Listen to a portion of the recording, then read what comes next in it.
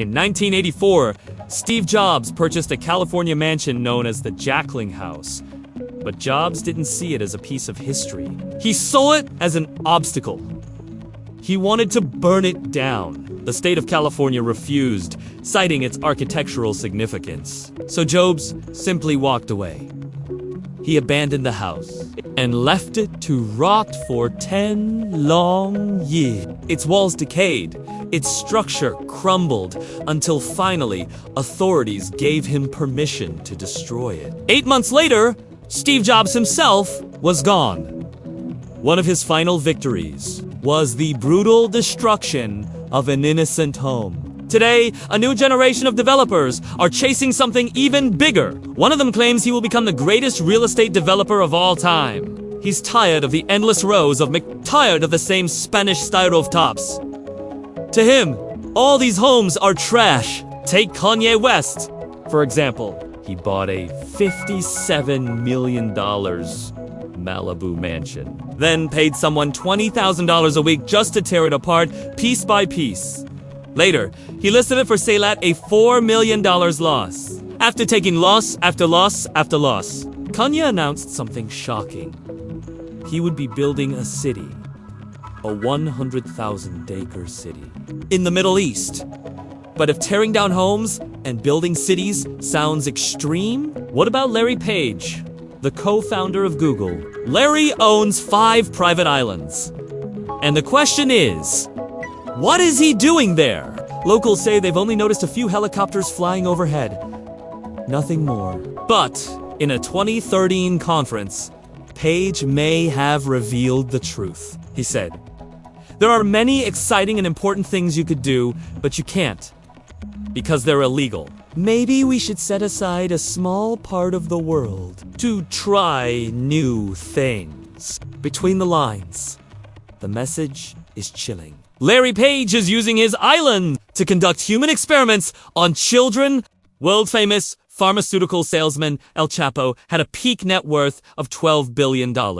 He was said to have houses at every single beach and a ranch in every single state. He also had the government looking for him at every single state. So, rather than living in his luxurious mansions, he was forced to stay in discreet safe houses to avoid the law. These unassuming homes had hidden escape routes connecting Chepo to a network of underground tunnels that allowed him to escape, capture, and keep his drug empire running. This man was a Harriet Tubman of crack. Solid F. Donald Trump's official residence is a 17-acre Florida resort called Mar. After buying it in 1985, Donald made a few changes. In his yard, he put an 80-foot-tall American flag in his bathroom. He added a few classified documents from the White House. The biggest change he made was turning the property into an exclusive club. For a $200,000 entry fee, you could become a Mar-a-Lago member and hang out with rich people like Jeffrey Epstein. He was a member of Trump's club until 2007 when he got kicked out for hitting on a teenager.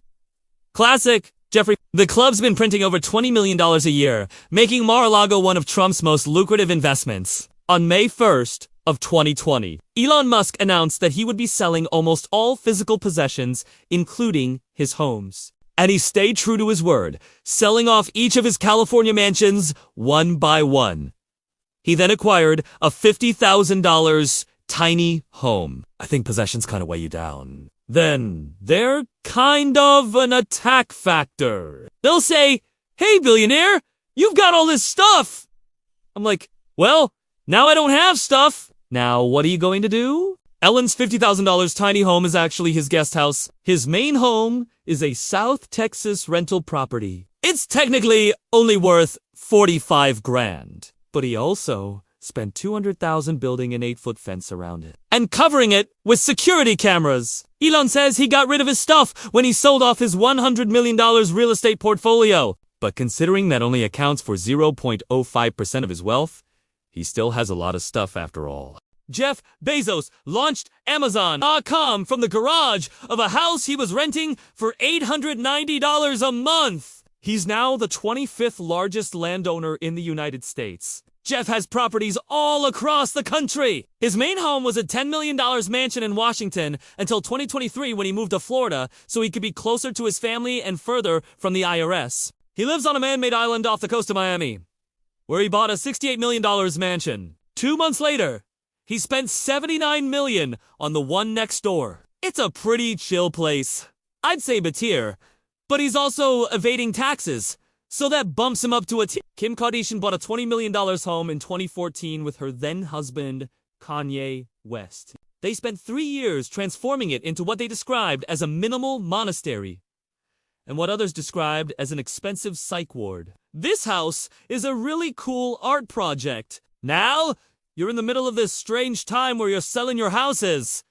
You say you don't want any material possessions. I'm slightly sad about it, actually. Saudi Crown Prince Mohammed bin Salman dropped 300 mil on a French chateau. It has a nightclub, a moat with an underwater aquarium, and modern technology that can all be controlled with an iPhone. The building might seem like a historic landmark, but it was actually built in 2009 by Saudi businessman Ahmad Kash. The wealthy developer probably won't be doing business with the Crown Prince anytime soon, because in 2018, according to the CIA, the Crown Prince assassinated his cousins. If Ahmad and the Crown Prince ever link up again, that might be an awkward conversation. Jack Ma, the founder of Alibaba, bought a $191 million mansion on the tallest hill on Hong Kong Island. It offers a beautiful view of the world's most unaffordable city. However, Mr. Ma might not be able to appreciate this view any longer because in late 2020 at an economic conference, he made the grave mistake of criticizing the Chinese government. Jack Ma isn't dead, by the way. He ended up reappearing in China a few months later. Hopefully, Supreme Leader Xi Jinping let him keep his cool house. Being the Queen of England has a lot of perks. You get the coolest jewelry collection of all time. You get to drive a Bentley limo without needing a license. You get to pay taxes when you feel like it. But the coolest part of being the Queen is living in the $5 billion Buckingham Palace. This 775-room behemoth has everything you need to be the ultimate rich person. You got a throne room, a multi-billion-dollar art gallery, London's biggest private garden, and an ATM in your basement so you can take out a brick and flex on your 800 staff members.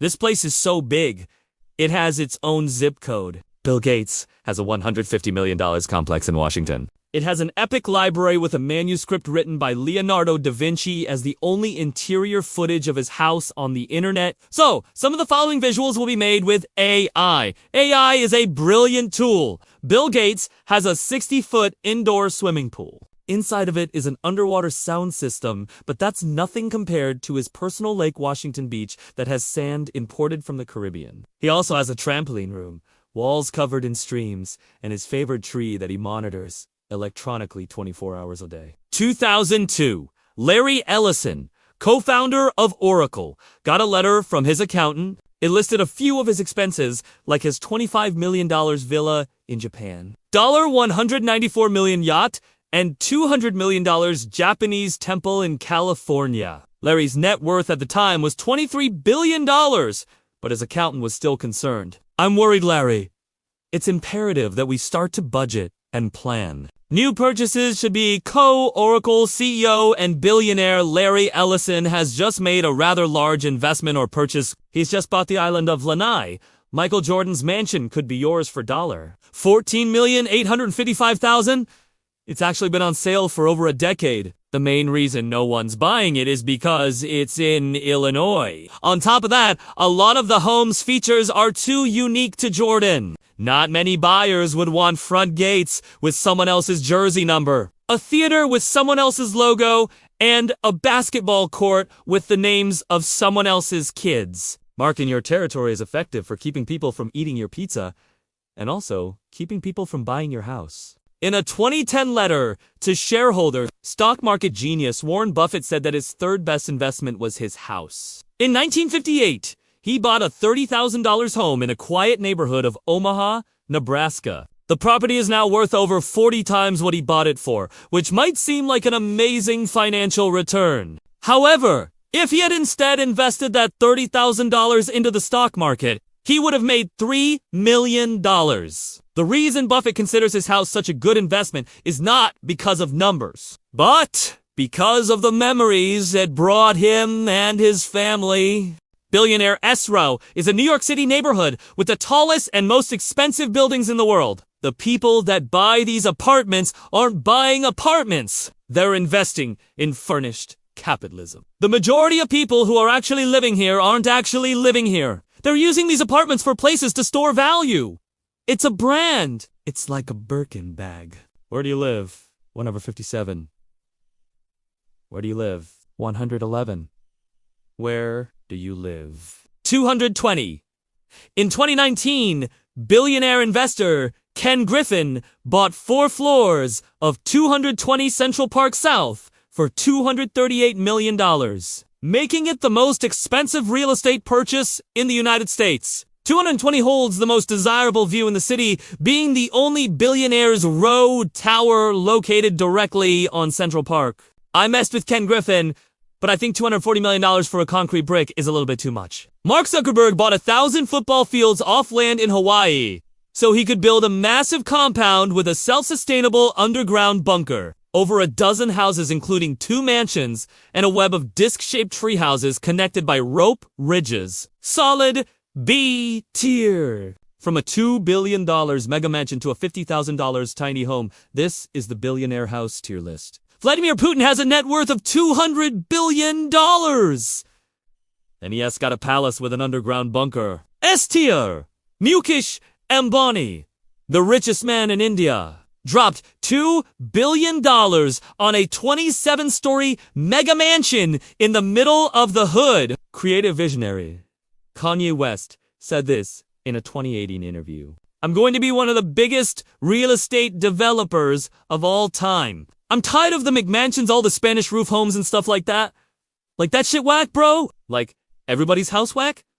It's trash. Don't forget to subscribe and hit the bell. If you enjoy the content and want to be the first to see our latest stories, videos, click that subscribe button now. Share your thoughts in the comments. We love hearing from you, so don't hesitate to leave your opinion or experience below. Give this video a thumbs up if you enjoyed it. It helps us create even better and more exciting content for you. Join our community and be part of our amazing journey.